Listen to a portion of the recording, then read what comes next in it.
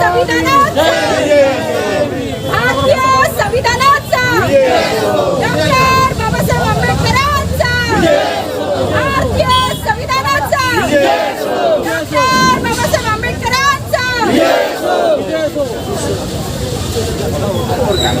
तुमचं ध्यान पाहिजे. तुम्ही सुरू करा येऊन जाते का ते.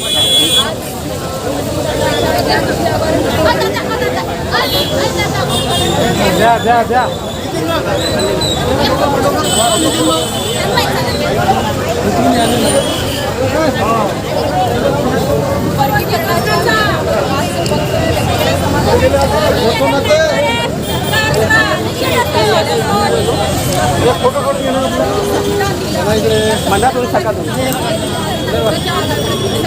दादा मनात नका जाऊ आता. सगळ्यात आपल्याला आरक्षण आपलं कसं सामावून ठेवता येईल हे प्रत्येक नागरिकाची प्रत्येक व्यक्तीची आणि प्रत्येक महिलेची मुलांची गरज आहे. आज एवढ्या मोर्चेला महिला मुलं असंख्य गावागावातून नागरिक आले स्वागत करते. कारण स्वागत करायलाच पाहिजे. कारण आपला हक्क आहे, आपल्या अधिकारासाठी आपल्याला प्रत्येकाने लढलं पाहिजे आणि या लढाईत आपण सगळे सामील झाले सर्वांच्या अभिनंदन करते. आणि खरोखरच ही प्रत्येक एका समाजाच्या एका व्यक्तीची लढाई नाही, तर सर्व समाजाच्या सर्व समाजातील व्यक्तीची ही लढाई आहे. म्हणून सर्वांनी एकत्र यायला पाहिजे. हे सांगेल की जब तक सूरज चांद रहेगा बाबा तेरा नाम रहेगा, जब तक सूरज चांद रहेगा बाबा तेरा नाम रहेगा. धन्यवाद. जय हिंद, जय हिंद, जय महाराष्ट्र.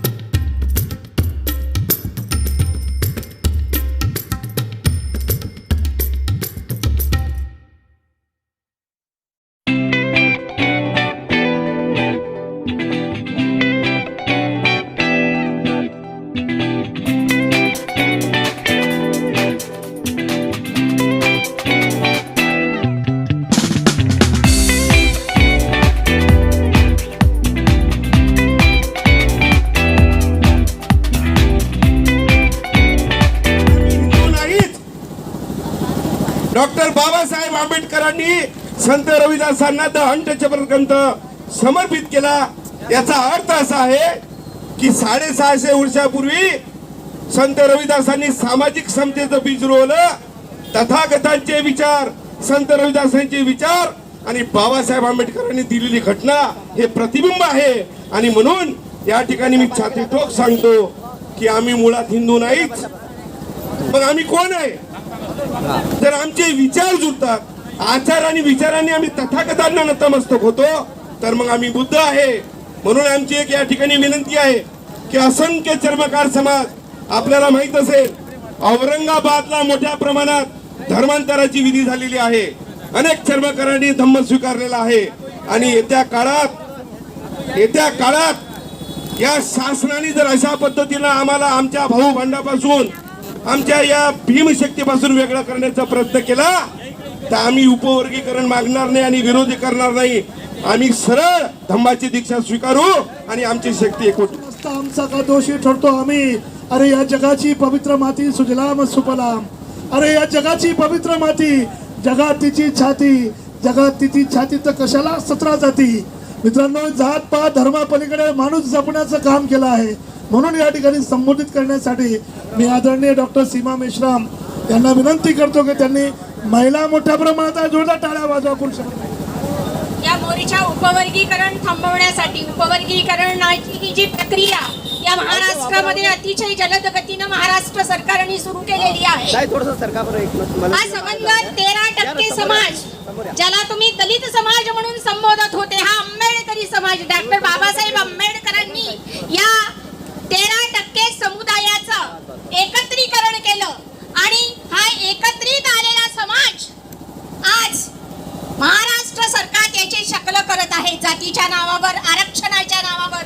आरक्षण हा एक मुद्दा त्यांना सापडलेला आहे की या समाजाला या आरक्षणाच्या माध्यमातून विभाजित करता येईल का.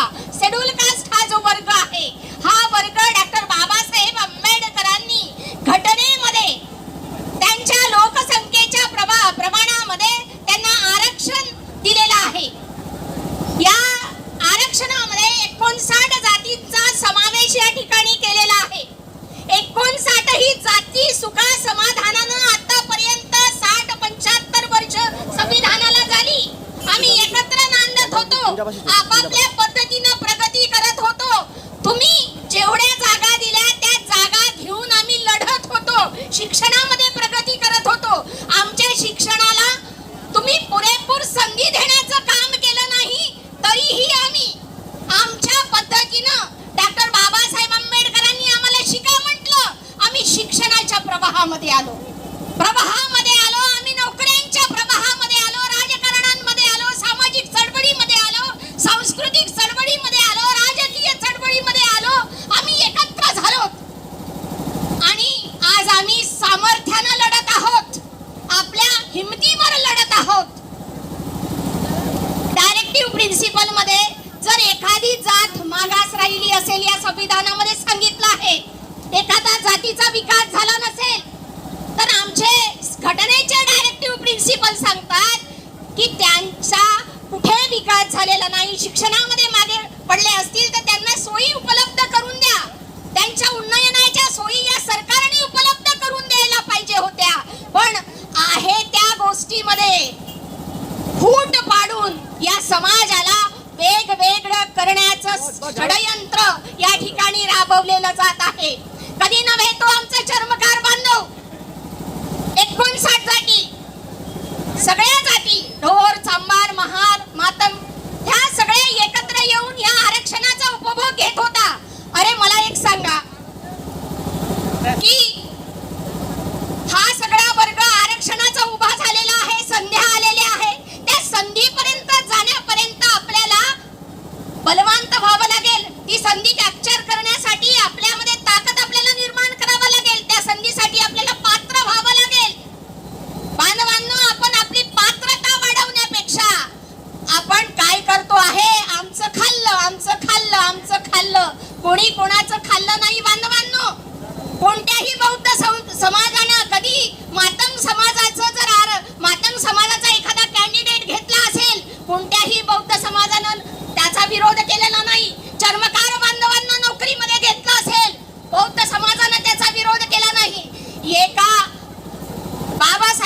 शिका म्हणण्यावर शिकणाऱ्या लढणाऱ्या या बौद्ध समाजानी एका सगळं टाकून द्या, परंपरा नाकारा हा संदेश त्यांनी घेतला. त्यांनी सगळं नाकारलं आणि शिक्षणाच्या प्रवाहामध्ये आले. स्वतःच्या प्रगतीकडे लक्ष दिलं, स्वतःची संस्कृती उभी केली, स्वतःचा समाज उभा केला, स्वतःचं साहित्य उभं केलं आणि तो स्वतंत्रपणे समोर आपल्या समोर येऊन लढतोय. प्रत्येक आंदोलन असेल, ओबीसीच्या आंदोलनासाठी कोण रस्त्यावर आलं?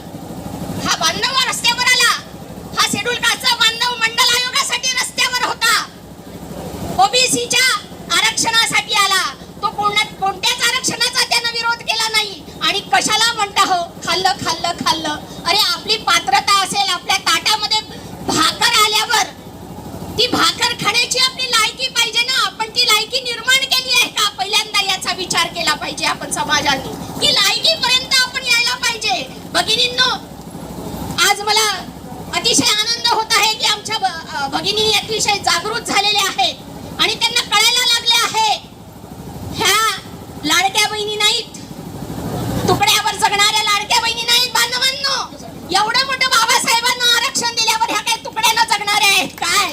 आमच्या हक्काचं आम्हाला द्या. आम्ही फेकलेल्या तुकड्यावर जगणाऱ्या आंबेडकरी भगिनी नाही आहोत, तर आम्ही स्वाभिमानानं लढा लढून आमच्या हक्काचं ते घेणाऱ्या भगिनी आहोत.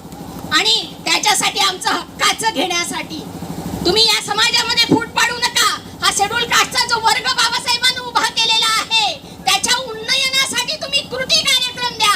आमच्यामध्ये फूट पाडून आमच्यामध्येच RSSच्या दावणीला मताचं विभाजन करून, या देशामध्ये मताचं विभाजन करून RSSच्या दावणीला आणि BJPच्या दावणीला लावण्याचं काम इथलं महाराष्ट्र सरकार आणि इथलं भारत सरकार करत आहे.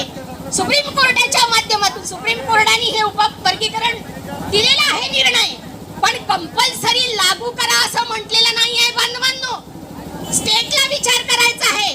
तुमच्या ही जमात मागास आहे का? यांचं अनुशेष पहा, आपला अनुशेष पहा. अजूनही सगळ्या क्षेत्रातला आपला अनुशेष भरून निघालेला नाही आणि एकमेकाचं खातात म्हणून आपण आरोप करतो. चुकीचं आहे. आमचं हक्काचं भारतीय संविधानानं दिलेलं आम्हाला पाहिजे आहे आणि त्याच्यासाठी हा लढा आहे.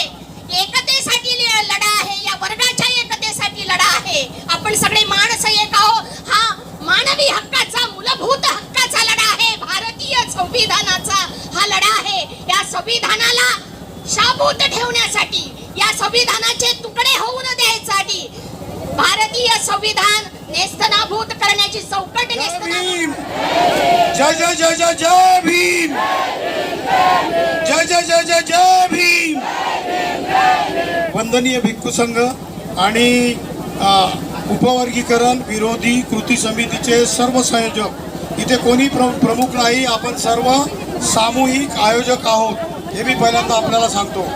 आणि खासदार साहेब,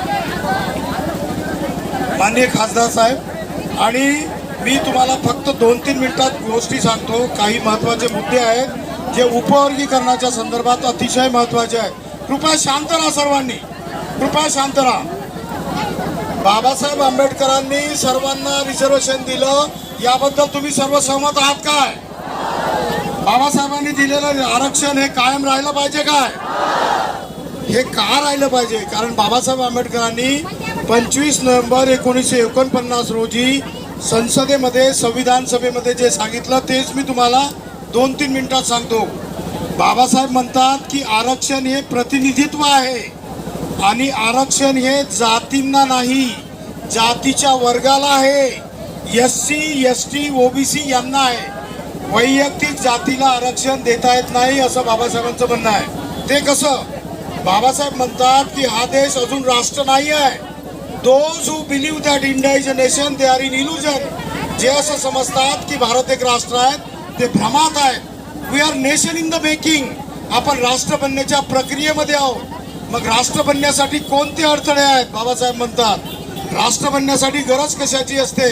स्वातंत्र्य, समता, बंधुत्व आणि न्यायाला मानणारा प्रत्येक नागरिक या देशामध्ये तयार झाला पाहिजे. मग तरच हा देश राष्ट्र होऊ शकते. आणि राष्ट्र बनण्यातील सर्वात मोठा अडथळा काय? बाबासाहेब म्हणतात कास्ट आर अँटी नॅशनल. जाती हे राष्ट्रविरोधी तत्व आहे. जातींना नष्ट केल्याशिवाय हे देश राष्ट्र होऊ शकत नाही. मग त्याच्यासाठी काय केलं पाहिजे? जे लोक सामाजिक दृष्ट्या, आर्थिक दृष्ट्या आणि शैक्षणिक दृष्ट्या मागास आहेत यांच्या जातींचे वर्ग केले पाहिजे. म्हणून एससीच्या 1700 जातींचे 1750 जातींचा वर्ग केला, त्याला नाव दिलं शेड्यूल्ड कास्ट.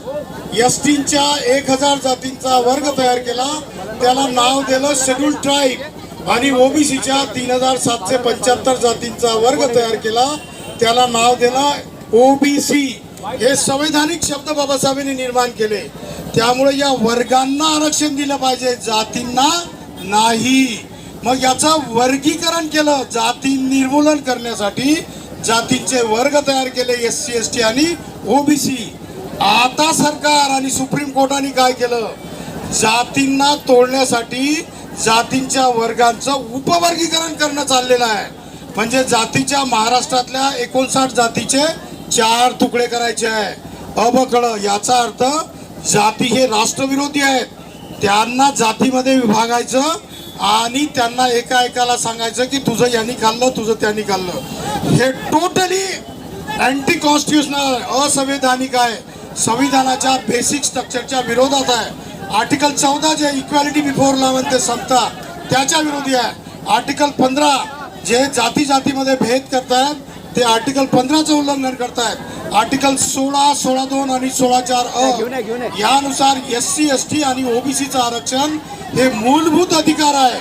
याला सुप्रीम कोर्ट रद्द करू शकत नाही, कारण तो पार्लमेंट आणि राष्ट्रपतीचा अधिकार आहे.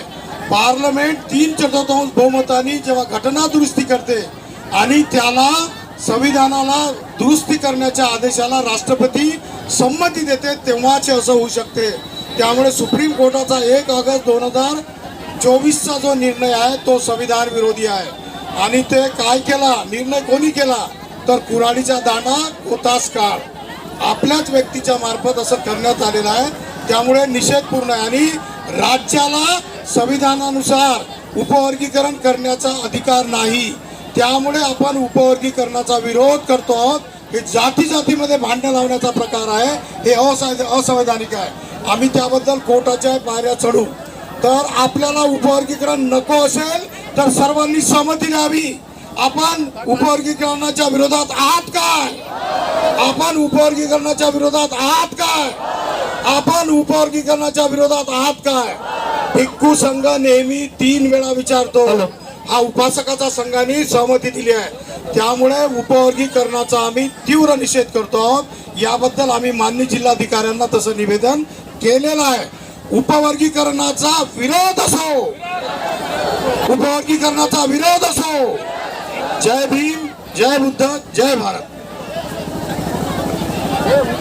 यानंतर संजय भाऊ, संजय भाऊ, कार्यक्रम संपलेला माइक ले लो उससे कटके से. कारण की हा जो प्रश्न आहे हा माईक संसदेचा आहे, महाराष्ट्र शासनाचा नाही. आपल्याकडे संसद मध्ये बोलणारे माननीय अमरावतीचे आपले लोकप्रिय खासदार आहेत. जर ते उद्या संसद मध्ये बोलले नाहीत, आपण त्यांचं काय करायचं आपण ते ठरवू. म्हणून आपल्याला खासदार साहेबांची आवश्यकता आहे.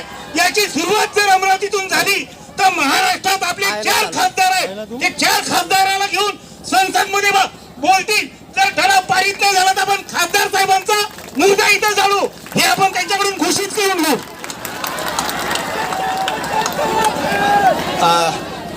सर्वांना जय भीम.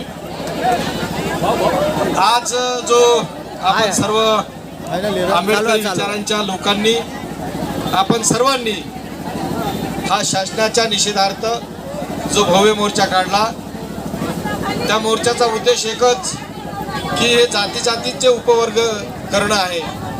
त्या उपवर्गाच्या निषेधार्थ हा आपला मोर्चा. कोण उपवर्गीकरण केलं, कोण त्याला समर्थन दिलं, काय दिलं याच्यात मी पडणार नाही. पण आपला एक कर्तव्याचा भाग म्हणून आपण आज हा मोर्चा आयोजित केलेला आहे. आताच सुनील भाऊंनी सांगितलं, मी बाबासाहेबांच्या पूर्ण रक्ताचा आहोत, अर्धवट रक्ताचा नाही. त्याच्यामुळे माझे दायित्व म्हणून ज्या ज्या आयुधाचा वापर करता येईल त्या आयुधाचा वापर करून तो मुद्दा मांडला जाईल. मागच्या तुमच्या लक्षात असेल तर बोधगया बुद्ध विहाराच्या मुक्तीसाठी मी सुद्धा प्रश्न मांडला होता.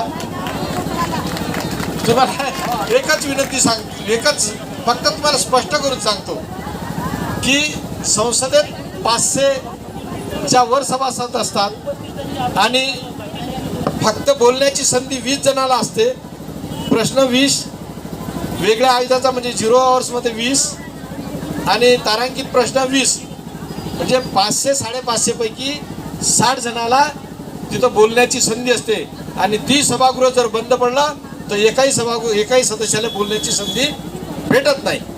तरी ज्या पद्धतीनं मला आयुधाचा वापर करता येईल त्या पद्धतीनं आयुधाचा वापर करून शासनाचा तर निषेध करेलच, पण आपल्यात हे वर्गीकरण कसं रद्द होईल यासाठी सुद्धा प्रयत्न केला जाईल. तुमची ताकद माझ्यासोबत आहे, तुमचा आशीर्वाद माझ्यासोबत आहे, म्हणून मला भिण्याची काही गरज नाही आणि माझा इथं मुर्दा झाडण्याची गरज पडणार नाही.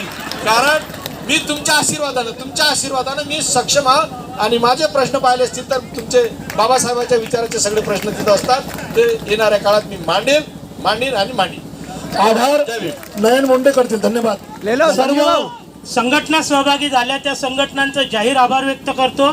त्याचप्रमाणे पत्रकार बांधवांनी आम्हाला जे मदत केली त्यांचाही आभार व्यक्त करतो आणि सर्व समाज बांधवांना विनंती करतो, सर्व महिलांचा आभार व्यक्त करतो. सर्वात जास्त महिला या महामोर्चात सहभागी झालेल्या आहेत आणि सर्व बांधवांना महिलांना विनंती आहे की डॉक्टर बाबासाहेब आंबेडकर चौकात सर्वांना भोजनाची व्यवस्था केलेली आहे. सर्वांनी डॉक्टर बाबासाहेब आंबेडकर चौक येथील आपण जिथून मोर्चा आपला सुरुवात झालेला आहे त्याच ठिकाणी सर्वांनी उपस्थित व्हावं. समता सैनिक दलांनी खूप छान आपलं पथसंचालन केलं, त्यांचाही आभार व्यक्त करतो. सर्वांनी व्यवस्थितपणे जा, शांततेने जा, जेवणाचा आस्वाद घ्या. धन्यवाद. सर्व संघटना सर्वांनी शांततेने मार्गक्रमण करायचं आहे. आपण जी साथ दिली त्याकरता आपल्या सर्वांचं आयोजन कृती समितीच्या वतीनं खूप खूप आभार. मित्रांनो, हा कुठल्याही एका संघटनेचा मोर्चा नव्हता, परंतु आपण सर्व एका हाकेला ओ देऊन इथपर्यंत आलात. तुमचे जाहीर आभार या ठिकाणी कृती समितीच्या वतीनं जाहीर करतो. मित्रांनो, आम्ही सर्व बाबासाहेबांची लेकरं आहोत. सिंहाची गर्जना आमची वाघाची रपिलं, सिंहाची गर्जना आमची वाघाची रपिलं, चिरत नेऊ अंधार सारं आम्ही क्रांतीसूर्य डॉक्टर बाबासाहेब आंबेडकरांचे लेकरं, क्रांतीसूर्यांचे लेकरं. आशाताई इंगळे यांच्या नेतृत्वात जे समता सैनिक दल आलेलं आहे त्यांनी कृपया करून इथेच थांबायचं आहे 5 मिनिटांसाठी, कारण की बाकीचे गेल्यानंतर तुम्हाला जायचं आहे. समता सैनिक दल आशाताई इंगळे यांच्या नेतृत्वात आलेलं जे समता सैनिक दल आहे कृपया करून त्यांनी इथे थांबायचं आहे आणि जेवणाचा आस्वाद घ्यायचा आहे. डॉक्टर बाबासाहेब आंबेडकर डाटा संघटनेच्या वतीनं जेवणाची व्यवस्था करण्यात आलेली आहे. सर्वांचे आभार. हा मोर्चा या ठिकाणी संपला. आपण इरविन चौकात जाऊन जेवण करावे. बाबासाहेब संघाचा आभार, भारतीय बौद्ध महासभेचा आभार, सर्वांचे आभार. यानंतर याच उपवर्गीकरणाविरोधात नागपूर येथे 20 तारखेला महामोर्चा आहे. विदर्भाचा महामोर्चा निघणारा आपल्या सर्वांना विनंती करतो की त्या नागपूर येथील 20 तारखेच्या महामोर्चात आणि त्यानंतर 30 तारखेला मुंबई येथे राज्यस्तरीय मोर्चा आहे. तर त्या राज्यस्तरीय मोर्चा विरोधात आता एल्गार. चला अमरावतीला 17 जूनला आपली एकजूट दाखवूया. जय भीम, जय संविधान.